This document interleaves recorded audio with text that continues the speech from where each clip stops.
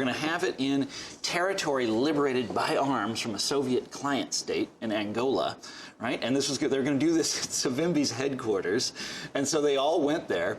And they flew all these people and all these journalists to this really remote spot, way out in the grasslands of Angola, and had their summit. And absolutely to no purpose at all, except for as a big media.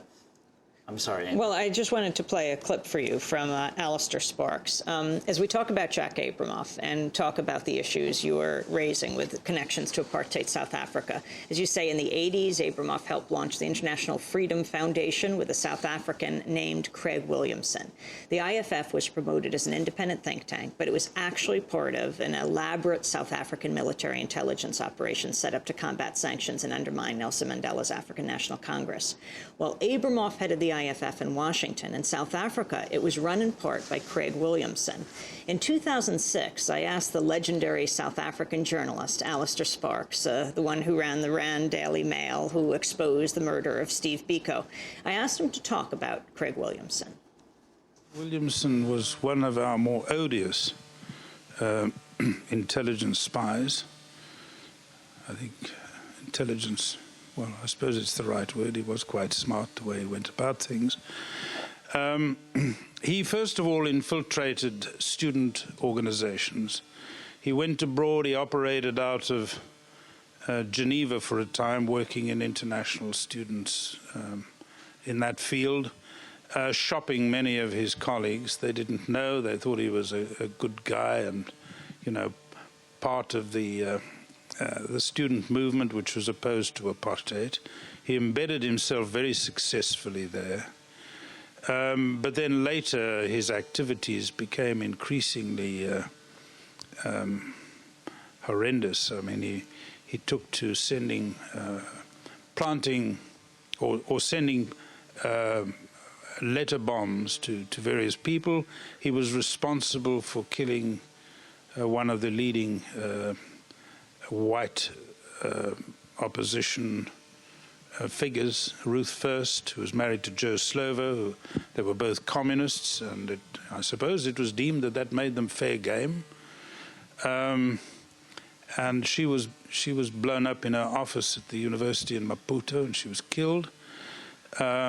He was also involved in the killing of the family of an Afrikaner, a white Afrikaner dissident named Marius Skoon, whose letter bomb killed his wife, his daughter, and injured a 2-year-old boy who was left floundering around in this devastated home for 2 days before anyone found him. Yeah, that's the record of Craig Williamson. That's legendary journalist Alistair Sparks. We spoke to him in Doha 2 years ago. Thomas Frank, now connect him back to what you're talking about today. That's a really optimistic way to begin the morning. I mean, I'll tell you something. So when you're researching Jack Abramoff, you ultimately wind up researching South Africa, apartheid South Africa, and it's not a happy research subject. It's not a happy thing to learn about. And of course, I was a student at the time in the 80s, and I remember the protests, and I even went on the marches and stuff. But I never did research on, what the apartheid regime was all about, and it was really, really, really unpleasant revisiting that subject and finding out all about it. And we just got a taste of it here. The American right really loved the South African regime, and that's one of the sort of ugly. Dark secrets. They don't like to talk about that anymore, but the extent that the lengths that they would go to try to get the South African regime off the hook, get the sanctions undone. Now, this is not to say that they're racists or that they supported apartheid. Nobody supported apartheid, including if the official South African propaganda organs would say, oh, no, apartheid, hey, it's on its way out, it's How did Vice President Dick Cheney fit into this? Cheney, golly, I don't think I have a Cheney link for you. Maybe you've got one you're going to tell me about. Well, talk more about today and how Jack Abramoff, now in jail, but referring to the permanent government that you refer to. Well, this is quite a shift. the idea of permanence, you remember it was just 2 years ago when Karl Rove was riding so high, you know, and he would boast all the time about how he and his homies were going to have a permanent majority, and the Republicans were going to be in forever, and it was going to be this paradigm shift in American politics, and well, it didn't work out that way. But after, you know, I read a lot of their sort of commentary about permanence and how they were going to achieve permanence. And what struck me about it is not that so much that they're going to do it by winning elections from here to eternity, which they obviously aren't going to do. You know, they're already out in Congress. But that they would put their, you know, their restructuring of the state, they would cast it in concrete, right? The way that they have totally reconfigured the state, the government down in Washington, they want to make that permanent so that it's irreversible, so that even if a liberal does get in, even if one of my guys gets elected, you know, there's nothing they can do about it. This is the way the state is set up, and, you know, too bad. And they've got all sorts of very interesting, and you got to hand it to these guys. They are ingenious. They've developed all sorts of schemes for making their vision for the government permanent.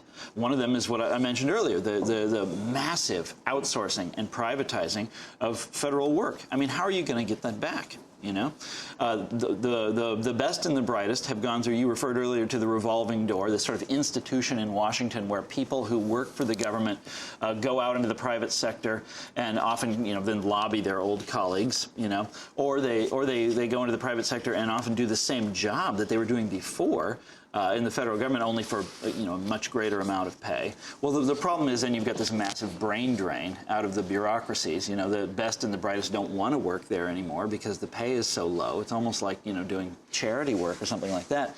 But the most insidious one, the most insidious scheme for permanence, the one that really strikes me is the use of deficit spending by the right. Okay, now I don't have a problem with deficit spending. You know, it's you know, liberals have used it for decades very effectively. You know, it's if you're a Keynesian, you know, it's one of the tools that you use to say, you know, get the country out of a recession, or, you know, build low-income housing, or whatever it is that you want to do with the state, right? So, but the conservatives got into power in the early 1980s, and they're handed this tool, the big old, you know, the power tool of deficit spending, and I'll be damned, they run that sucker right into the ground, you know, and pile up the biggest deficit anyone has ever seen, short of, you know, World War II. And what that does, and that leaves the next administration to come along, which happened to be Bill Clinton, leaves him with this colossal, you know, Everest of debt that he has to deal with. And I don't know if you remember this or not, but before Bill Clinton became what we know of him as today, he was we know him as today. He ran as something of a populist back in 1992. Remember, we were going to get national health care. He was going to have a big public works program. He was going to do this. He was going to do that.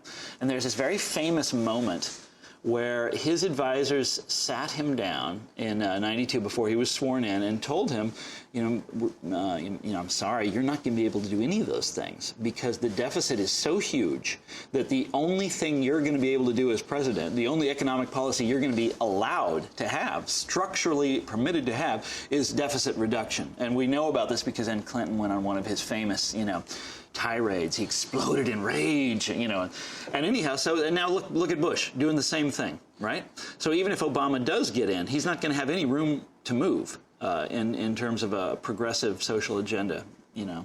Well, we just have about 30 seconds left, but in your 2004 book, What's the Matter with Kansas, you explored how many people vote against their economic interests. Do you see that happening in 08?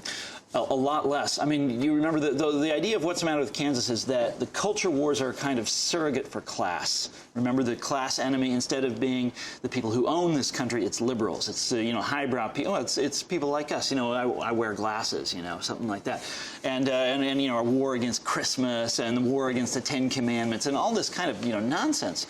The really funny thing is that the power of those culture war arguments has really, or some of them anyway, has really vanished in the last 4 years. And that's because one of the other things I said in What's the Matter with Kansas is the economic issues should trump, the real physical issues should trump those cultural issues if the candidates choose to, if the Democratic, the liberal candidates choose to emphasize it that way, to play it that way. And I mean, the public is so angry at the Bush administration right now. I just hope that Obama gets out there and takes advantage of that.